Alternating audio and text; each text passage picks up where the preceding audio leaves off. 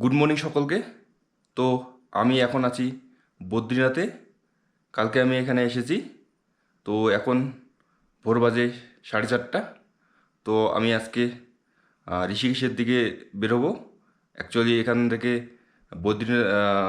বদ্রীনাথ না, হরিদ্বার যাওয়ার direct bus পাওয়া যায়নি আর কি।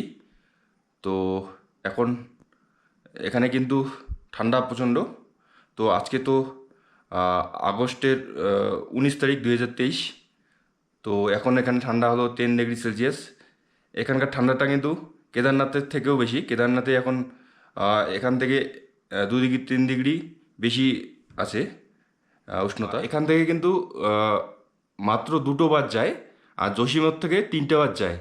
আর এখান থেকে অনলি ট্যুরিস্টরা যায়, আর জসিমঠ থেকে কিন্তু লোকালরাও যায়। তাই ওখানে বাস পাওয়ার চান্সটা একটু বেশি থাকে। রাত্রি 7টা-8টার দিকে এখানকার বাসের টিকিট কেটে নিয়েছি, কারণ বাস পরে ফুল হয়ে যেতে পারে, টিকিট নাও পাওয়া যেতে পারে। তো এখন আমি যাব, গিয়ে বাসে উঠবো। আজকে সারাদিন বাসেই যাবে। তো প্ল্যান আছে ঋষিকেশে গিয়ে আজকে রাতটা ঋষিকেশে থাকবো।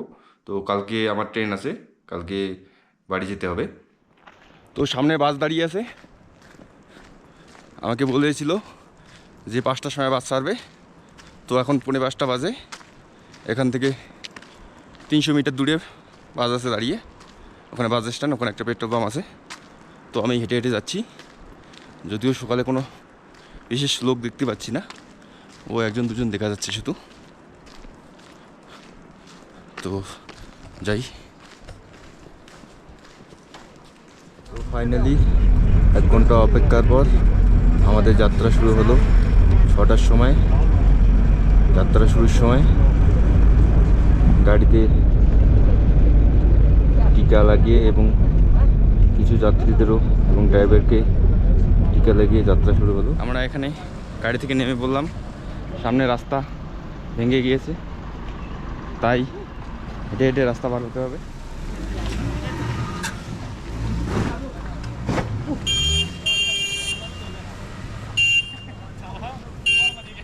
বন্ধুরা, এখন দুপুর বাজে 12টা। তো আমরা প্রায় রুদ্রপ্রয়াগের এইদিকে চলে এসেছি। তো এদিকে ঠান্ডাটা একটু কম আর কি।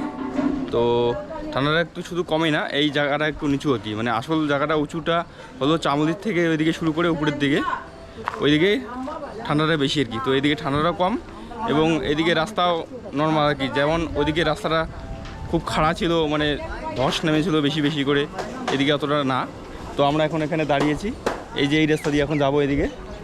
আর এখানে অন্য অন্য গাড়িগুলো এখানে দাঁড়ায়। এমনিতে কিন্তু এখানে প্রচণ্ড রৌদ্র, কয়েকদিন ধরে যখন ওখানে ছিলাম আর কি, যখন ওখানে ছিলাম তখন অতটা রৌদ্র ছিল না, আর ঠান্ডা ছিল প্রচণ্ড।